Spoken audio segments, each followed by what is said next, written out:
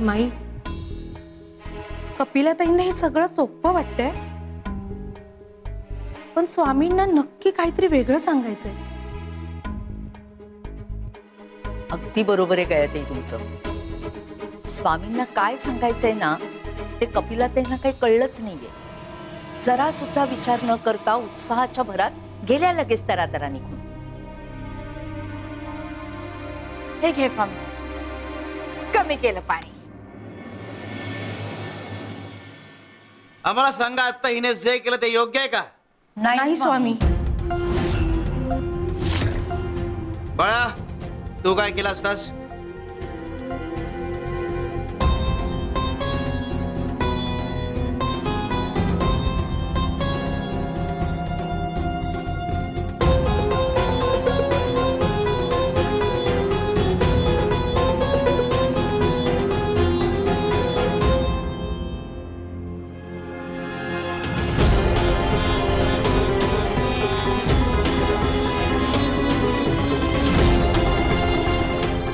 योग्य केलंस. कपिले, काय कळलं यातून? अगे, एक रेष जर मोठी करायची असेल तर त्याकरता दुसरी रेष लहान करू नये. अगे, इतकी साधी गोष्ट जशी तुला नाही कळली तशीच त्या जालिंदरलाही नाही कळली. प्रतिस्पर्ध्याचा घात करून त्याला बाद करायचा नसतं, तर त्याच्याशी मैदानात लढून त्याच्यावर मात करायची असते.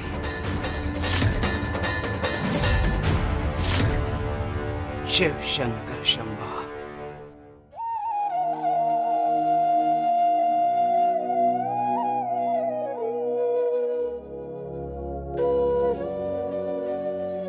अहो, गणूने सांगितलं मला की तुमच्यावर हल्ला झालाय. हो, अनुभूती मावशीमुळेच माझा जीव वाचला. वैद्यबुवा येऊन गेले. माझ्यावर आणि मावशीवर आता उपचार केलेत ते. वैद्यबुवा म्हणालेत की उद्या सकाळपर्यंत अनुभूती मावशीला शुद्ध येईल म्हणून.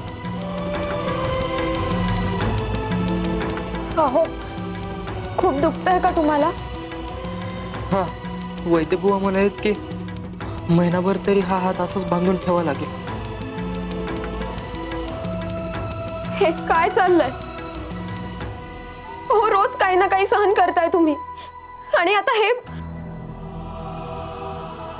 सरस्वती, मला उद्याची काळजी आहे की मी तलवारबाजी कशी करणार आहे. सरदार पदाच्या शर्यतीत मी कसा उतरणार आणि तुझी इच्छा मी कशी पूर्ण करणार. अहो, तुम्ही फार विचार करू नका. स्पर्धा पुढच्या वर्षीही होईल, पण तुमचा हात बरा होणं गरजेचं आहे. माझं आयुष्यच फाटकंय वाटतं. नाही हो, तुम्ही असा विचार नका करू. अहो, यात नशिबाचा दोष नाही. तुम्हाला या स्पर्धेतून बाद करण्यासाठी कुणीतरी जाणीवपूर्वक हमला केलाय तुमच्यावर. कुणी केला असेल हल्ला? मी सांगते ना कोण असेल ते.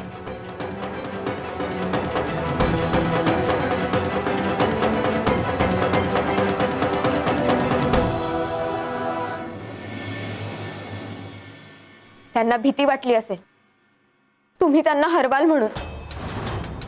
आजवर त्यांच्या उपकाराखाली दबून जगला, पण पाहिलंत ना, आज तेच तुमच्या जीवावर उठले. अहो, आता तरी जागे व्हा.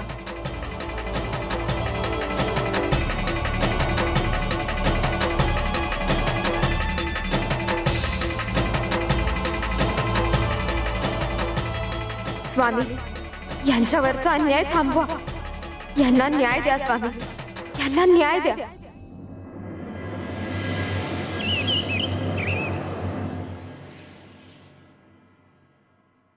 अलोक निरंजन, अन्याय दूर सारून न्याय करणार, अधर्माच्या वाटेवरून धर्माच्या वाटेवर नेणार, सगळ्यांचा न्याय करणार. आम्हाला तर न्यायाचीच अपेक्षा आहे महाराज. काय ठरवलंयस मग? आम्ही आधीचे गुरु सोडतोय. आम्ही तुम्हालाच आमचे गुरु म्हणून स्वीकार करतो. बर, मग तुमच्या सोबत न्याय झालाच म्हणून समजा.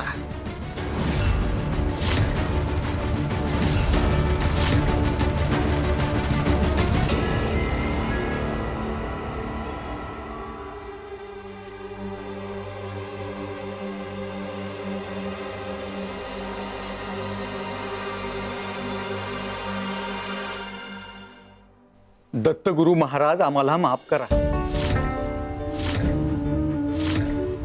स्वामी, आपणच दत्त अवतारी आहात हे आम्हाला माहित आहे, पण आम्हाला आता गुरु बदलावा लागतोय आणि आम्ही तो बदलतोय. आम्हाला माफ करा.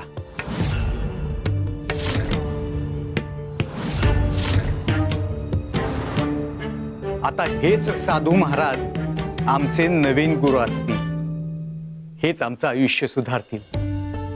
माफ करा आम्हाला.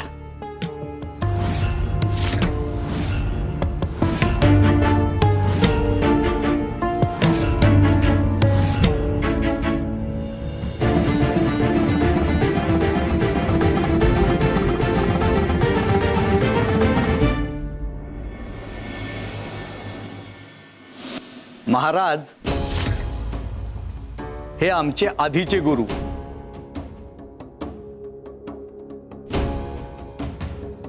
आता यांचं आमच्या आयुष्यात काहीही स्थान नाही. आता तुम्ही आमचे गुरु.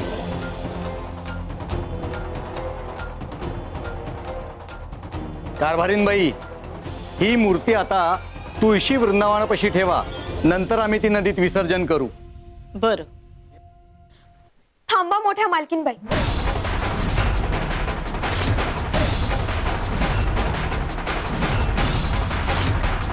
अहो, ही मूर्ती घराबाहेर काढू नका.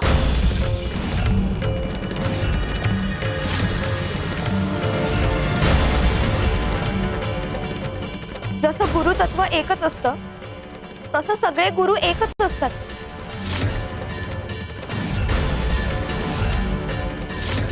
अहो, एक गुरु सोडून दुसरा गुरु स्वीकारायची गरज नसते. तुला काय कळतंय सरस्वती? तुझं तू काम कर. अहो, गुरूंची मूर्ती घराबाहेर काढून त्यांचा अपमान करू नका. अशाने दुर्दैव ओढवून घ्या.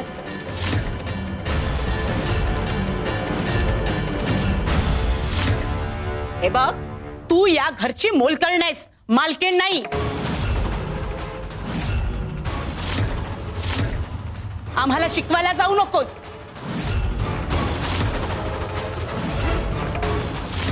हो, तू तुझ्या वाटेनेच जा. या घरात काय ठेवायचं आणि काय नाही हे आम्ही ठरवणार. हो बाजूला. माझ्या नवऱ्यावर आणि माझ्यावर तुम्ही अन्याय करताय, तो आम्ही सहन करतोय. पण या बाबतीत मी असं होऊ देणार नाही.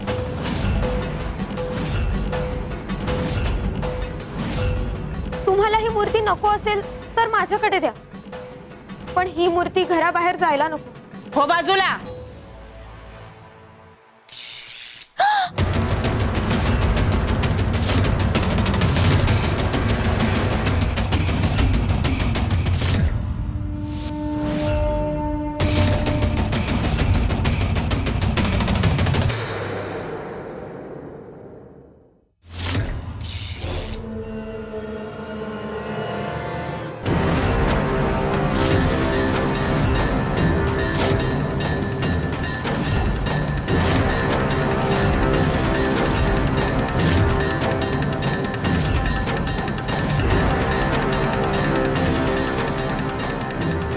श्री गुरुदेव दत्त.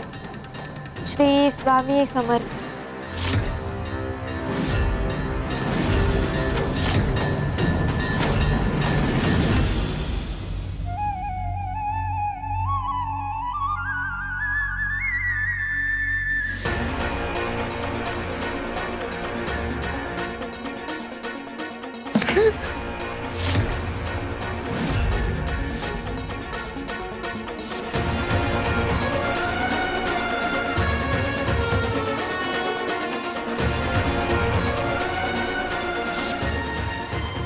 स्वामी, हे असं आयुष्य का दिलत मला? स्वामी, हे सगळं दुःख माझ्याच वाट्याला का? तू याच्याशी लग्न करायचंस, याच्याशी संसार करायचास.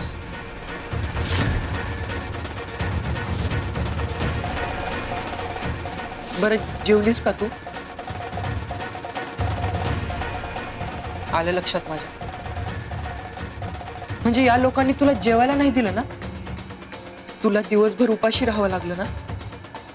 थोडी पण माणुसकी शिल्लक नाहीये यांच्यात.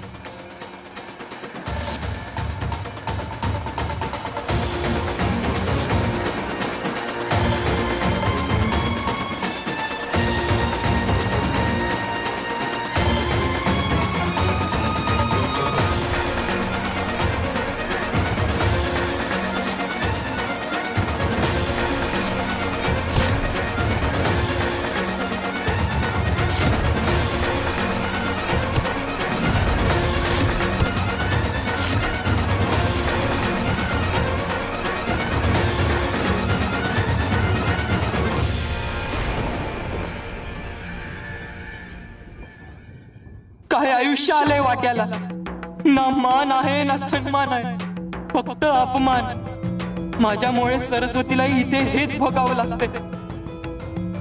काल माझ्यावर हल्ला झाला, उद्या तिच्यावर हल्ला केला तर? उद्या तिचं काही बरं वाईट झालं तर त्याला कारणीभूत मीच ठरणार.